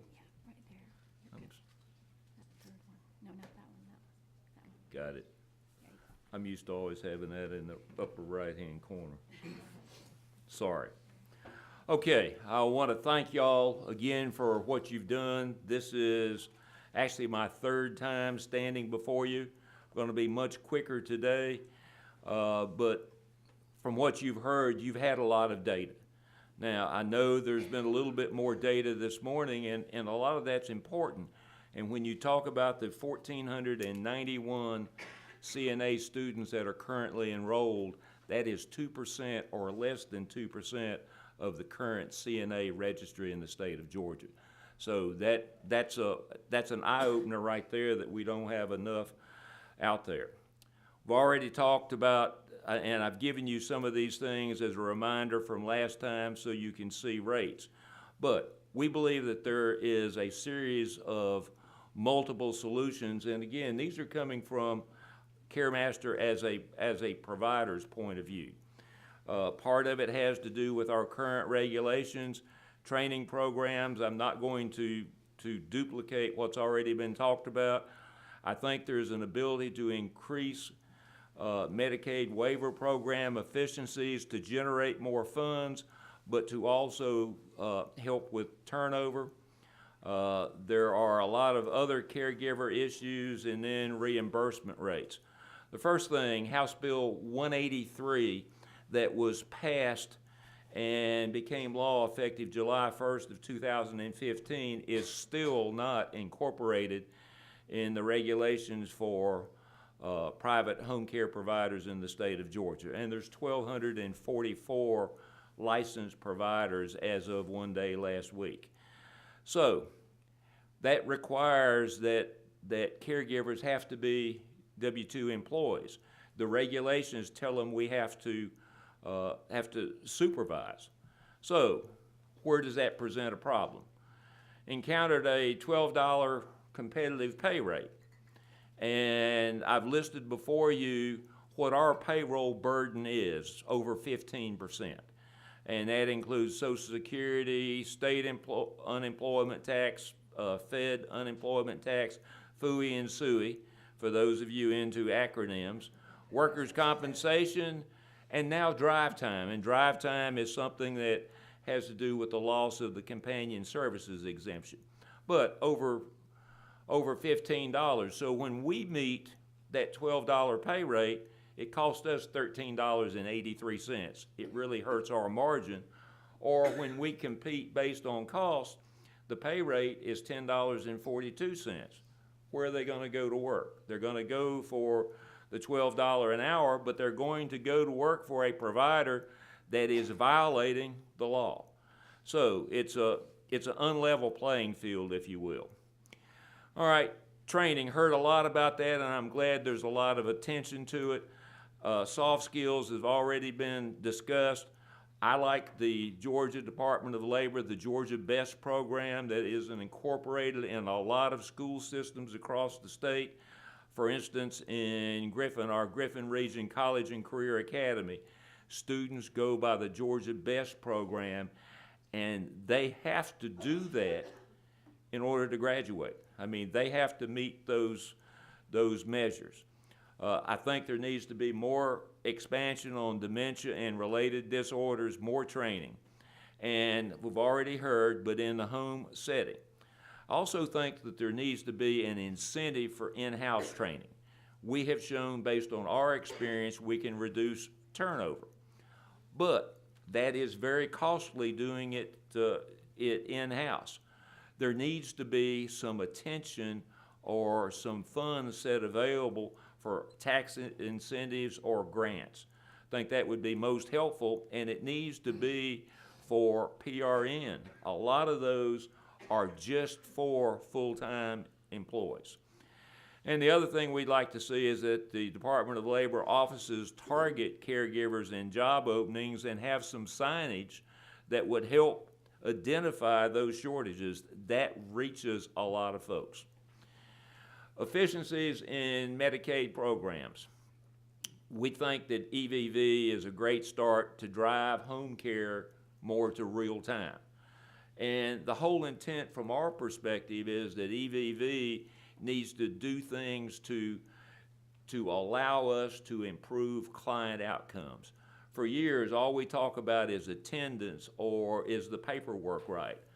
Well, EVV takes care of a lot of that, but the important part is what's happening to the client. All this turnover minimizes or reduces continuity of care. And in the healthcare setting, no matter what the level of service, you need continuity of care. So we think that that's important. We also think that there ought to be some funding for assistive technology, more than just displaying it in AAAs and senior centers, but assistive technology and wearables that can generate client data. You can do fall protection, or both protection, but you can predict falls based on gait analysis. The Chinese are now, all this Google talk, the Chinese are using cameras and identifying folks by their gait. So it is an identifiable item and something that can reduce healthcare costs and make it easier to fund reimbursement rates. The other thing is that EVV we've run into resistance because we have installed essentially a year earlier than the regulations require. It was originally set for January the 1st of 2019. It's been delayed a year. We have clients and caregivers say, I'm not going to do it. I'm going to take the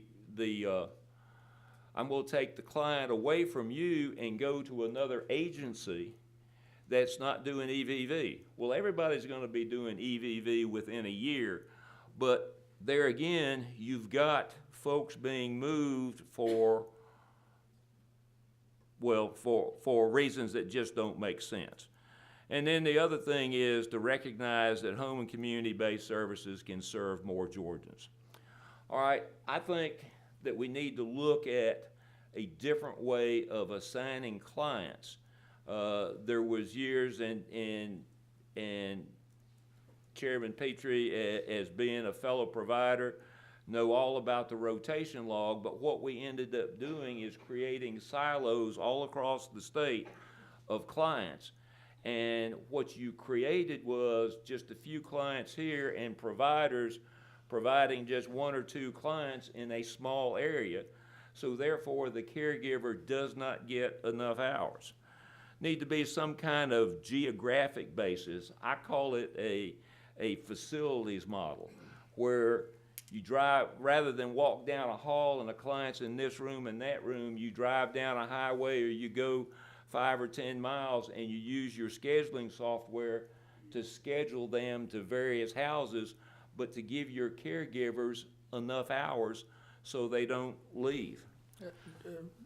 Mr. Lamb, let me stop you for 1 minute to clarify, to make sure I'm following you, and also for my colleagues here to make sure. So EVV, because we have all these acronyms, is electronic visit verification, and that has been mandated and is going to be very helpful, as you point out, to get more efficiencies out of caregivers when they're out in the field. It is going to make sure that they are on site making that visit. We know when they go, we know when they leave. It's not just on paper. So I just wanted to make sure that everybody knows that. And then I want to make sure I'm following you. So you're talking about trying to cluster clients in geographic areas in order to make the use of those caregivers more efficient. Is that what you're speaking to now when you talk about a facilities model? Okay, thank you.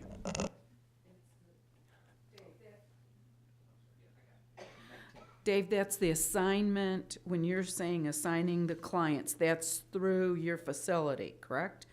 In the geographic area, so it's a time? Well, I'm saying, look at a rural area, look at a county, Right. look at it as a facility. Let's say there's 20 folks being provided services there. Right. Rather than having 6 or 8 providers in there, which the previous model created, maybe a couple providers for that county, so that you can concentrate, and then you've got a workforce that's getting 40 hours a week. I mean, we would be willing to set up with drive time and all that 40-hour work weeks where those clients exist. What happens, and there's an example, you'll see an arrow on it, or that's Box Springs, Georgia, 31 miles from Columbus. We had a dear sweet lady there that we provided services for 3 times. 3 times, the caregiver up and left went to take full-time employment in Columbus. We were only getting, I think, 24 hours a day most of the time. So it was rebrokered because we didn't have anybody in Box Springs.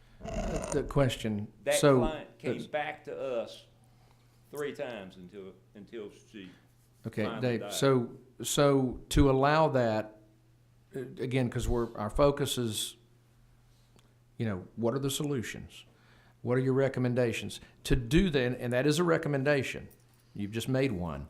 But to do that, how would you do that? That would require almost some kind of RFP. In other words, if you want to capture, Butler, Box Springs is, I forget what county that is, but it's in the middle of nowhere.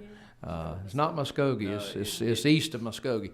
But let's say it's Eccles County. If you want to serve a very rural setting and you want to be the provider that captures what limited cases are there to make it viable and to use a caregiver more efficiently, how does that happen? Do you make a proposal? Because every provider has to have the same opportunity to bid for it, if you will. So just explain that further so we can understand your recommendation. My thought on that, in talking with folks at DCH and Medicaid, there would need to be some type of trial basis and arrange that with CMS. But in Box Springs, in that area, there were other folks receiving services, but they were provided by other folks.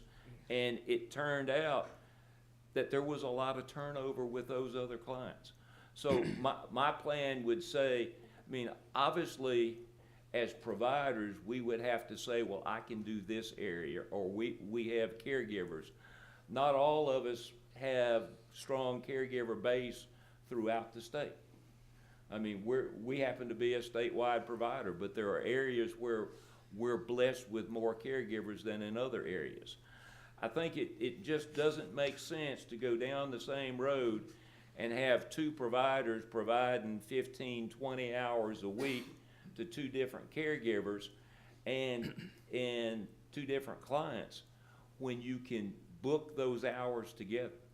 And that way you reduce caregiver turnover and improve continuity of care for multiple clients. They'd have more time too, Correct. rather than driving. Absolutely. More care time rather than Yeah. driving time.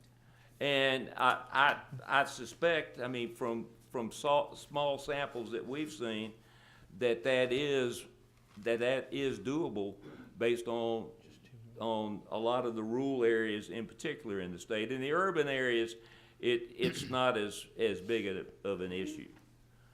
Okay. Okay, as far as reimbursement rates, this is a repeat from last time, but it shows how competitive home and community-based services are, and that in Georgia, we can take care of 3.5 Georgians for every one that's in a skilled nursing facility, and that it's important to consider and to expand those to give more opportunities as well, again, to build hours. The problem is that part-time or PRN model does not work. We need to be approaching it from a full-time model to give folks full-time hours. And then I'd like to kind of end with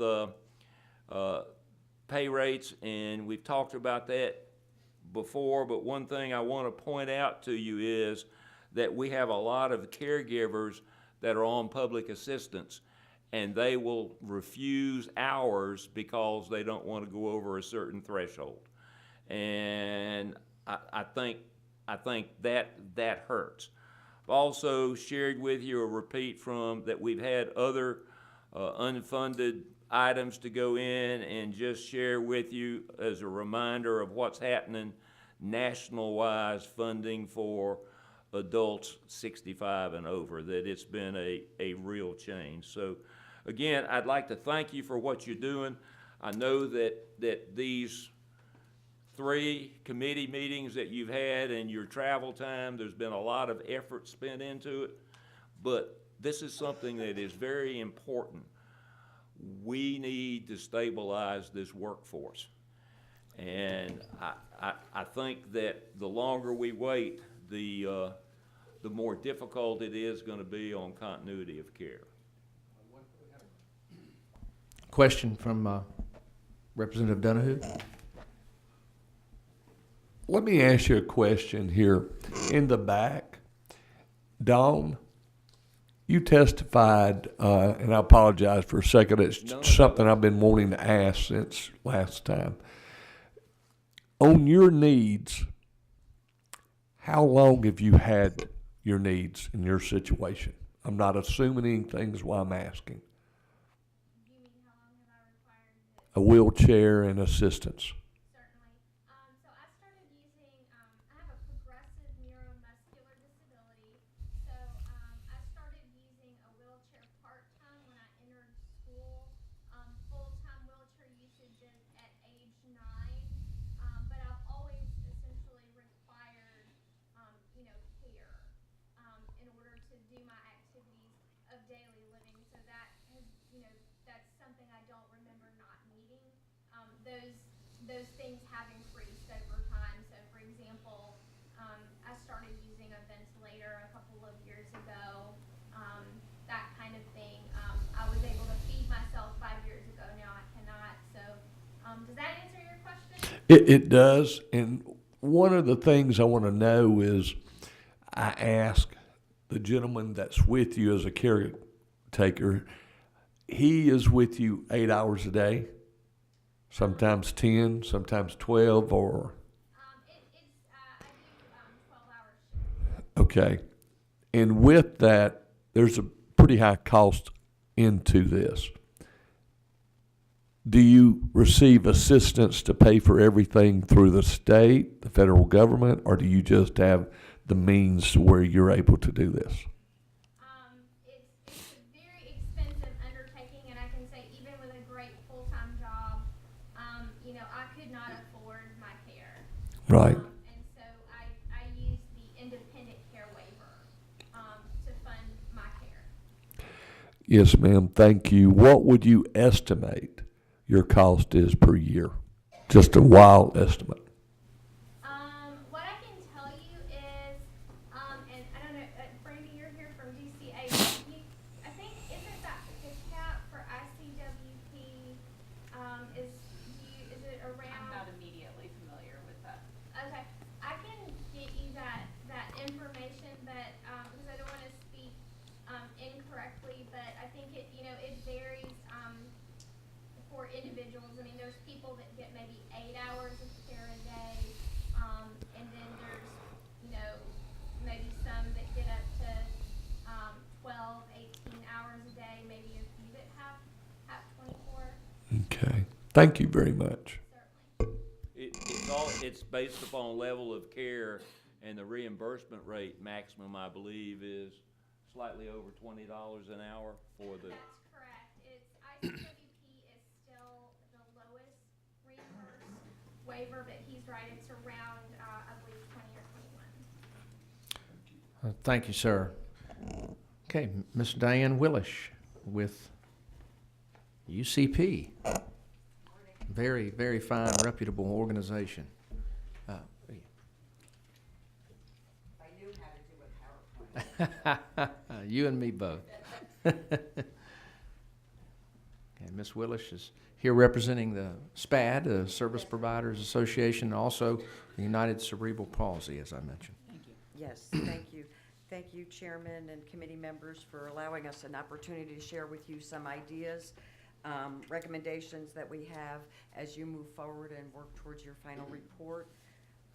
What we've given you is 3 kind of areas of opportunity as we see them to improve our capacity to recruit and retain direct support professionals in the IDD world. That's what the folks that SPAD represents. So the first thing we want to talk about is, you may know that there's a parallel committee working out of the Senate that's looking at oversight of provider organizations in the IDD world and how regulations and oversight can be streamlined, because right now it's very cumbersome and so forth. So what we found, and we've highlighted here, is that when we do exit surveys of direct support professionals, one of the reasons often that they leave the work, aside from money, is the complexity of the paperwork and demands on their job in an 8-hour shift or however long, a 12-hour shift. So we think there's an opportunity here that if the committee saw fit to kind of to support the notion that we need to simplify their work that isn't really caregiving. That obviously there needs to be records, there needs to be documentation, but the complexity of what they're required to do, and we talked about earlier the reading level of some of our staff and the writing level of some of our folks. So I think if it would be in the committee's purview to kind of, and desire to dovetail to that and look at some recommendations in that regard. Also, we have many members that are surveyors for accreditation bodies, so they travel around the country and look at services at other like organizations. And almost to a person in our membership of people that do that, and I have the pleasure of working with United Cerebral Palsy in 2 states. The other one is South Carolina. And we can tell you that no other state operating waiver services has the complexity of documentation that's required of essentially unskilled support staff. Great caregivers, big hearts, but writing and documentation tough. So if you would consider doing that. In the next area of consideration is increase in wages, and I think obviously you've heard lots of information about that. While in this document, we give you a recommendation of how that might be done with an adjustment in rates, which then would be required to be passed on to direct support staff. This is a model that's worked in other states that we're aware of. It may not be the ideal way to do it here. It's just an idea. Another idea might be is you do a rate adjustment that equals the equivalent of, let's say, $1 with a strong encouragement of passing on that increase to the direct support staff. I think the expectation to mandate something probably is not as palatable as making an adjustment in rates, and then with the caveat that that's your recommendation of how to pass that along or what to do with those funds. So I just mentioned that $1 would be would cost us the state about $32.40 to generate enough resources. So food for thought in that regard. Then we have some recommendations that I'd like to expand a little bit upon besides what is written in the document around training and development of a career path, which is really critical aside from money and streamlining the work. Is there opportunity for me to progress? And I think we've talked early this morning with other presenters about opportunities, for example, with the CNA arena. I think if we could examine not only the clinical practicums that CNA students out of the Voc schools may need to do, and currently they're in skilled nursing facilities, so hospitals, nursing homes, assisted living are where those opportunities exist as approved opportunities. If we could expand home and community-based services as an opportunity to do clinical practice, we think we would, number one, interest people in the field, and potentially we'd be able to access a greater pool of individuals to do the work. The other piece of this is that it is our belief that the CNA program, if it's not in the Voc schools, technical schools, you can take it, you can become a CNA under a hospital umbrella, under a nursing home umbrella. Community waiver services are not allowed to train their own CNAs. And if that rule could be amended to give us the opportunity, if you saw fit, to train your personnel if they wanted to. So, but we don't even have the opportunity to offer that to our staff, that we hire someone and say, you work with us, we will take you through a certification program. So we would like to see that opportunity expanded so that provider employers could do that with that certification with their staff as well. And Mr. Chairman, you mentioned the notion of including proxy care training in the CNA program in the Voc Tech schools as an opportunity, and we certainly are really supportive of any way that can help us manage the training of folks, particularly with respect to medication administration. And along those lines, we might want to suggest that consideration be given. There presently is a certified medication aid program operated through HFR that's available to assisted living facilities.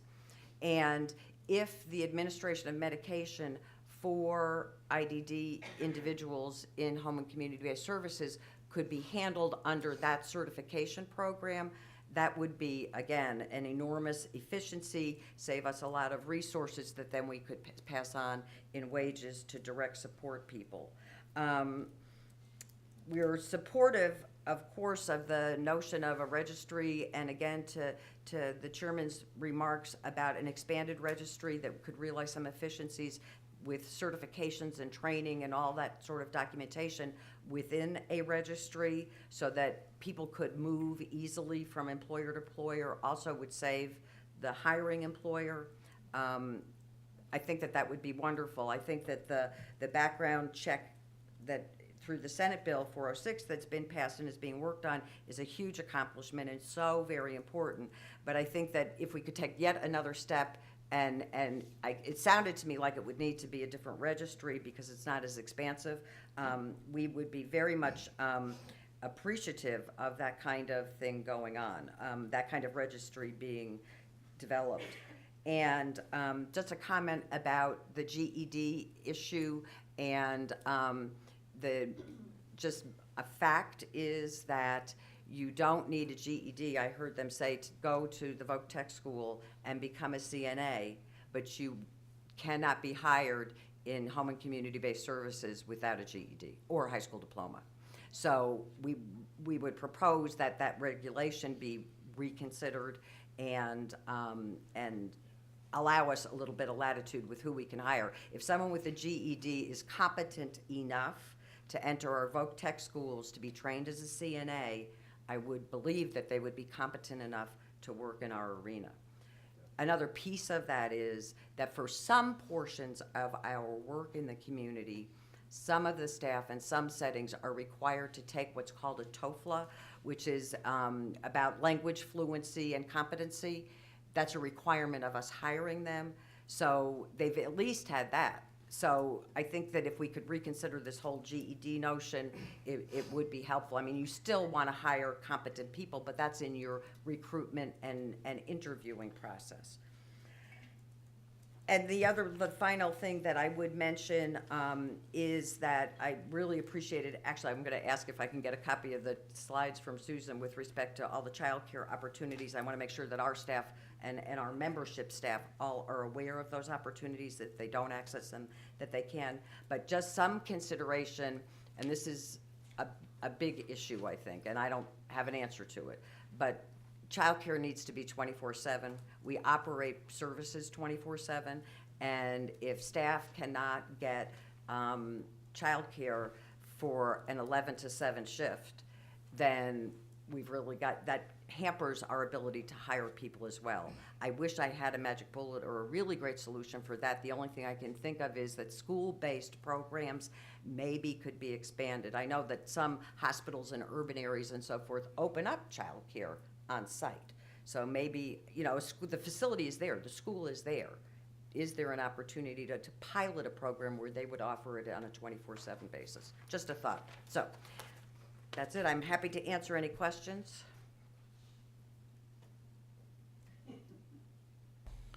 Well, that was an excellent summary, and a lot of good recommendations, and we do have a question from Representative Mathiak. This is probably a really silly question. Oh, no.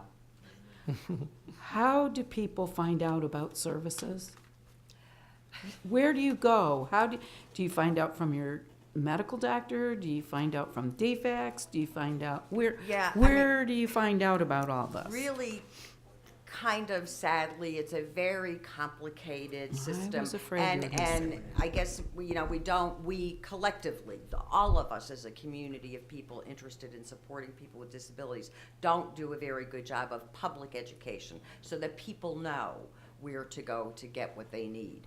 However, to specifically answer your question, the entree into the system is through a regional office, which are 6 of them around the state. That is the beginning point of getting into home and community-based services or some state-funded services. Thank you. Yeah, but, I think we all could do better about helping people understand how to do that. Representative Donahue. You're exactly right. Let me make a suggestion. Dave's done an outstanding job. Each one of you have brought great information to us. However, you need to start looking at speaking at Rotary clubs, key clubs, any type of chamber meetings. Tomorrow we'll be doing eggs and issues. We'll have about 600 people. They'll ask us all kind of questions. Most are nonsense. When you're there, you have the opportunity to ask that person a question. You will get an answer most of the time, hopefully truthfully. Sometimes it's not that way. I don't assume things. I like to know facts. If you are speaking and I'm listening to you at the Key Club or whatever, I'm going to come up and want information. You provided that. Most people never see this, never hear it. You're not on the front page. Everybody always looks at the little bad negative. News is showing a lady slapping a lady around and doing stuff like that. I've been there in LaGrange. many years ago with my grandmother. But one bad apple, unfortunately, is the one they're going to look at. I used to teach young people when I coached them in ball, if you throw the second punch, you'll be the one caught and penalized. But I do ask that in the future you really start putting in your organization to go and speak to these groups, because these are business people. Most of them will come up and they'll have questions they never knew that were there, and that will help y'all also. Thank you, I appreciate that. Sage advice, certainly. Thank you. Very helpful. All right, Miss Maureen Kelly.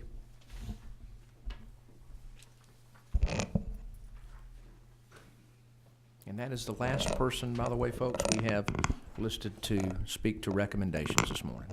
Well, thank you for your time, and I'll be brief. I came before you in the past as a president of the Thanks Mom and Dad Fund and the head of the coalition of many of the providers that you've heard from over the past few weeks who have talked about these issues. But I come before you today as an individual, albeit with my experience at the Cabinet on Aging and the Georgia Council on Aging, and having worked at an area agency on aging, because I've been out having holiday fun in New York and traveling. So I haven't had an opportunity to speak to the coalition, so I don't presume to speak for them. But I raise a question that has become a thorn in my side just thinking about this. The Aging Network can very definitely assist you with many of these issues in terms of a concerted effort around offering more internships and making sure that the universities are aware of the internships in home and community-based settings, creating the career ladders and lattices, and even rehiring retired nurses. But if in fact we must send nurses out to do the assessments for people to get home and community-based services under the waivers in Georgia, and if in fact we are serious about doing something, and I do recognize this committee as doing a great job taking seriously this crisis in the shortages of the workforce in home and community-based services. But with all of these facts before us, and Representative Donahue, I agree with you that I do not, like, having worked in government, like to see dollars go out the door at something that there's not going to be an ROI and in truth, effectively serving people. But at the same time, we know there's caps on the number of nurses that are taken into our Georgia universities, and we also know that we're all fighting over the same nurses in our nursing homes and in our hospitals and home and community-based services. So we either need to take a serious look at raising those caps, which I realize is attached to funding. And the only other thing probably to take a look at that budget and perhaps consider raising those caps, perhaps tied to some type of forgiveness for people who are going to stay in Georgia, work in Georgia, and deliberately in the home and community-based settings as a requirement. And the only other thing that I can think of is that we change the requirement of having to have a nurse, because we know that's the biggest backlog of getting people served under the waivers in home and community-based settings, is that visit from a nurse to do the assessment first. And in fact, if we modified in any way the requirement that would allow some presumptive eligibility based on the scores, the valid scores that come out of the ADRC screenings, coupled with an initial visit from a social worker and then validated later by the nurse. But I honestly can't tell you today which one of those things are going to be easier for you to affect. I can help you look for some of those solutions, but I just want to bring that before you because I know that you are determined to do something about this, and yet if that is the greatest backlog to getting those services flowing to individuals, we have to look at one or the other, or perhaps both. Thank you. Thank you. Very good recommendations. All right.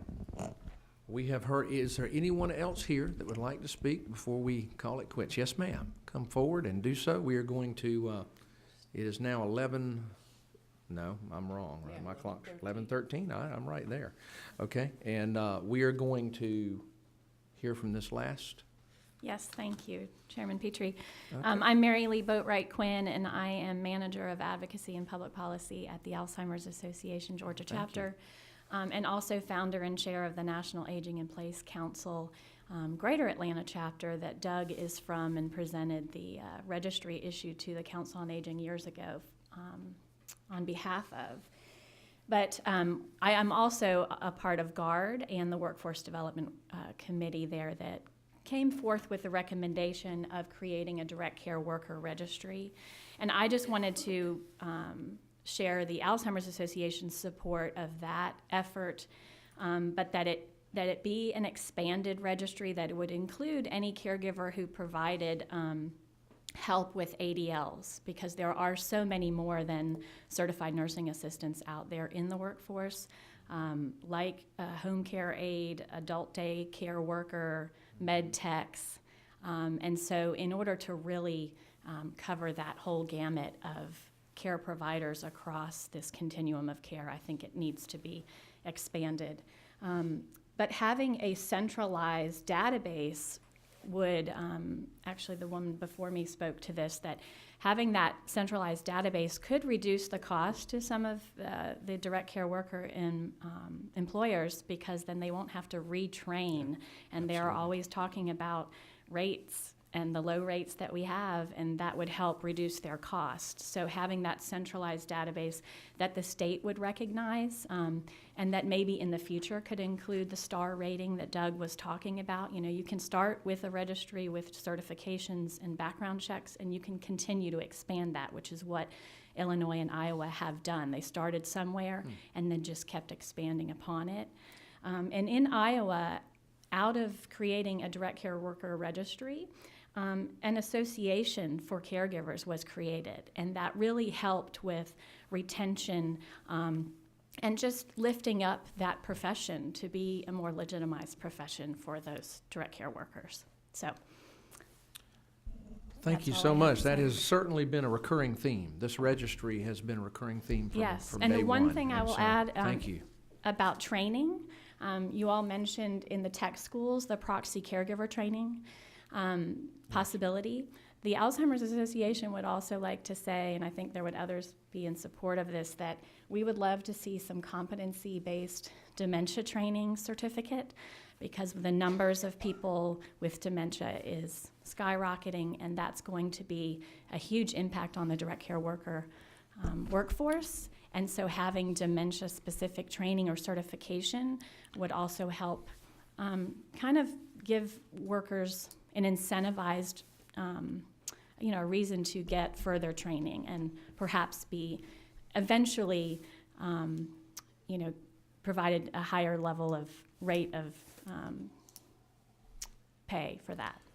I think that's a great idea, and I can think of, behavioral challenges. There's all kind of things we could, if we had a real registry, we could have these ancillary certifications or coursework that we know someone has that might make them more valuable and lead to that whole ladder we've talked about.